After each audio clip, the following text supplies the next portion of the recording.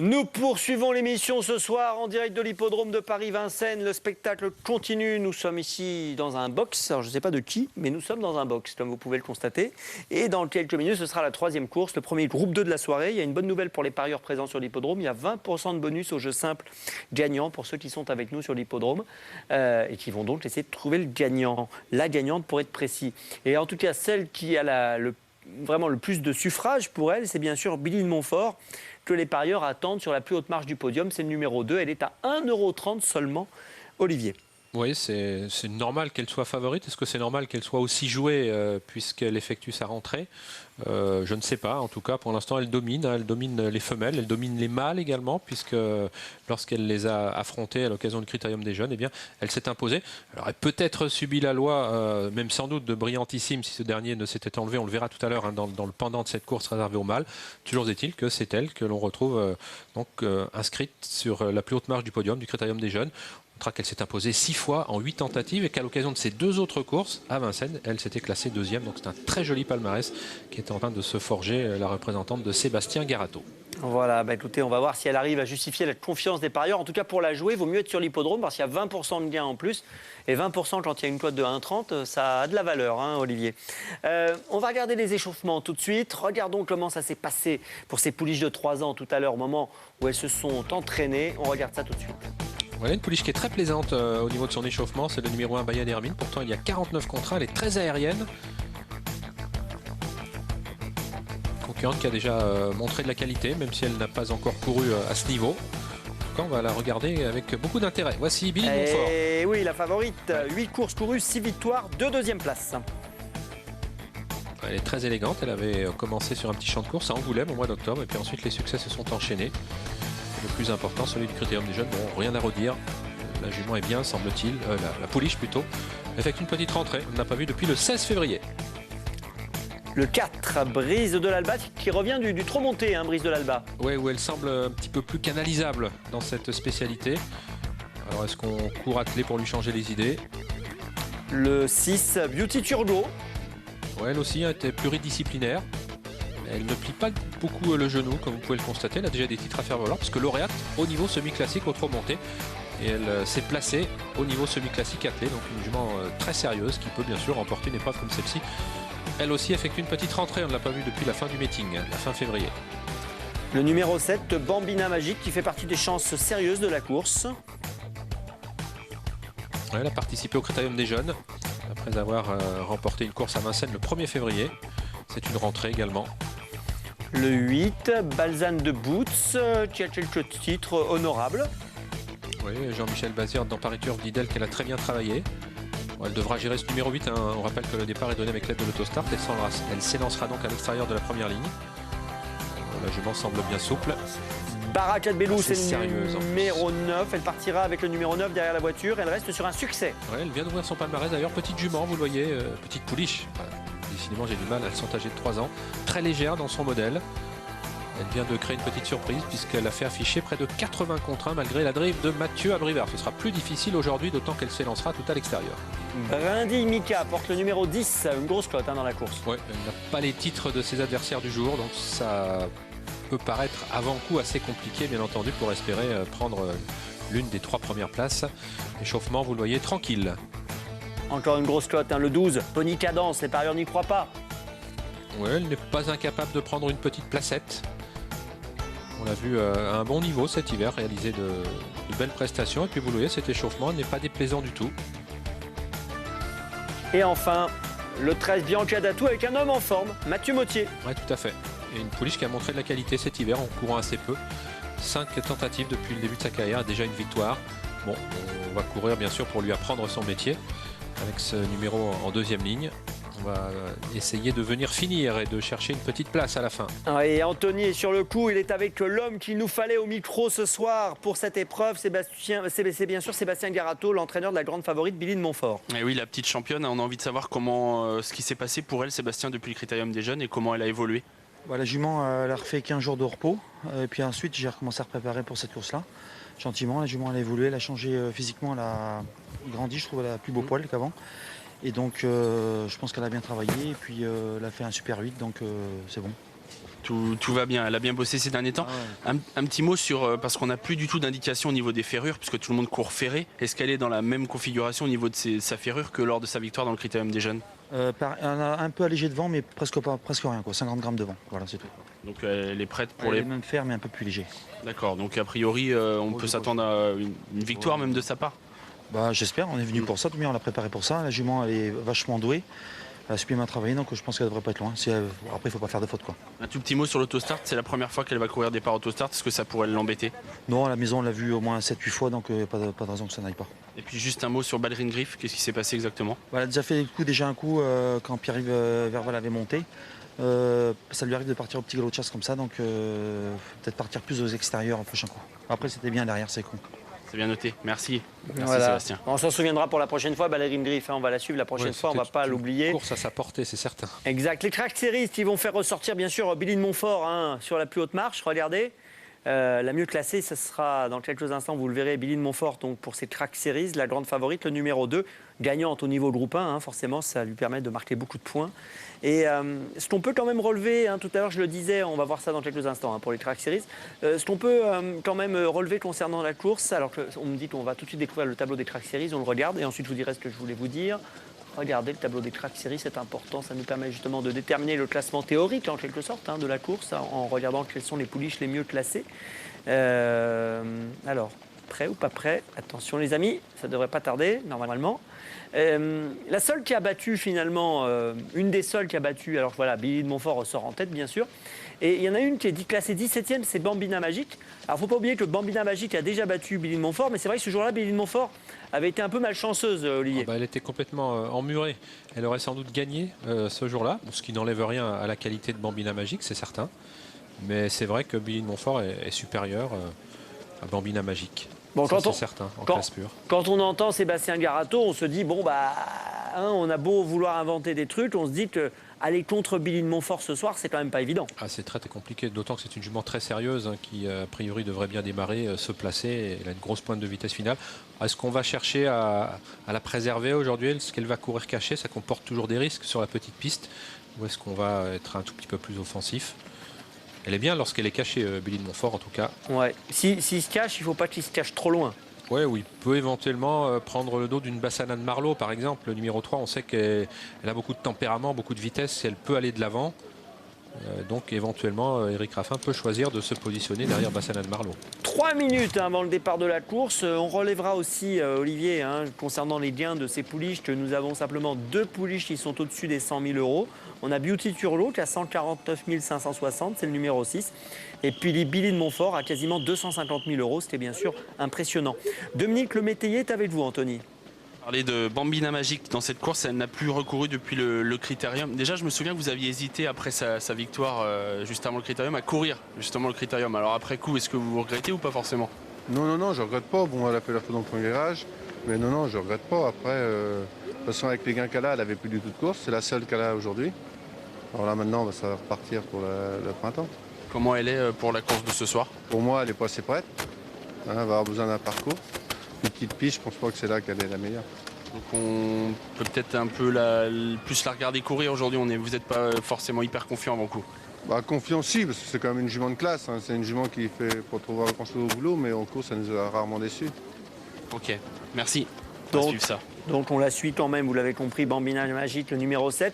Puis on va rappeler hein, quand même que cette course est vraiment une épreuve importante parce que quand on regarde le palmarès de la compétition, Olivier, on retrouve des noms sur les dernières années comme Vanica Duruel, comme Save the Tweet, comme Pearl Twin entre autres. C'est vraiment une épreuve importante ce prix Massina pour les 3 ans. Ah oui, des lauréates de groupe 1, même Avila, hein, double lauréate au niveau groupe 1 qui s'était imposée l'an dernier. Donc vraiment... Il y a du beau monde. Et notamment Jean-Pierre Dubois qui a épinglé plusieurs fois au cours des 15 dernières années cette épreuve avec Rapide Aventure en 2008. Il y a eu également précédemment Relady, Mahana, Let's Go Darling, Jean-Pierre Dubois qui a plus de 73 ans. On ne sait même plus quel âge il a. Il est toujours là. En tout cas, il a 20 ans. Il est toujours là, tout à fait. Et il va tenter de jouer un tour avec Bassana de Marlowe, le numéro 3. Et on va retrouver Anthony pour d'autres infos encore.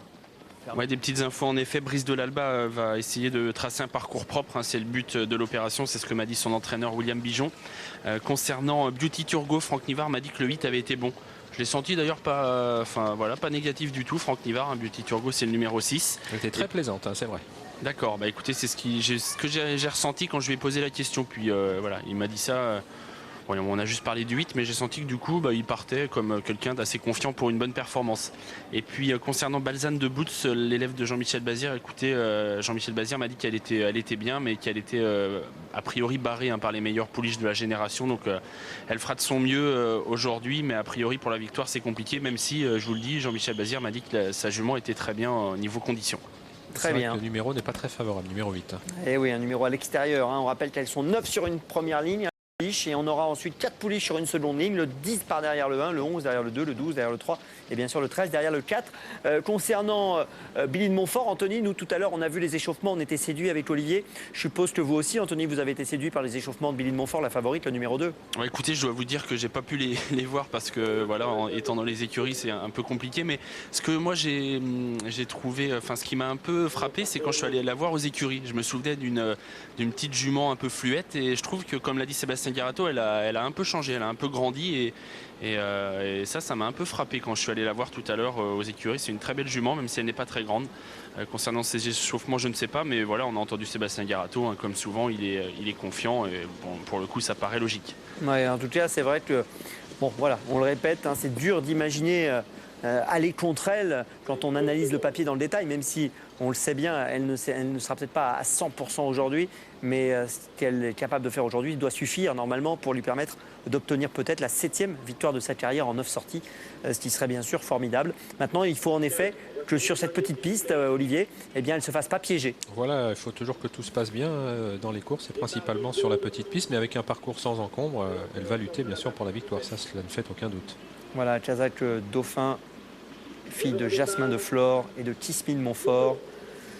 Ce sont les enfants de monsieur Albert Dauphin, hein, qui ont repris le flambeau. Et c'est vrai que la dernière fois, lorsqu'elle a remporté le Critérium des jeunes, ils étaient voilà, bien sûr très émus par cette victoire.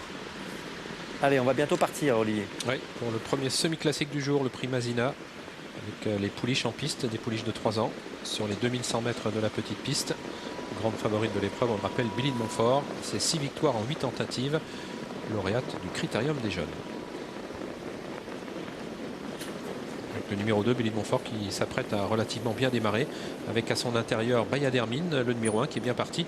Et puis tout à l'extérieur, Franck Nivard et Beauty Turgo, qui ont pris un bon départ, de même que Bambina Magique, le numéro 7, et Tony Lebelair. C'est cette dernière d'ailleurs qui s'installe au commandement. Bambina Magique en tête après 300 mètres de course, devant Beauty Turgo, qui vient à son extérieur. Encore plus à l'extérieur, Bella Swift. La favorite Billy de Montfort se positionne ensuite en 4e position sur une 2e ligne. Et la bouillante Bassanan Marlowe est en train maintenant de se rapprocher.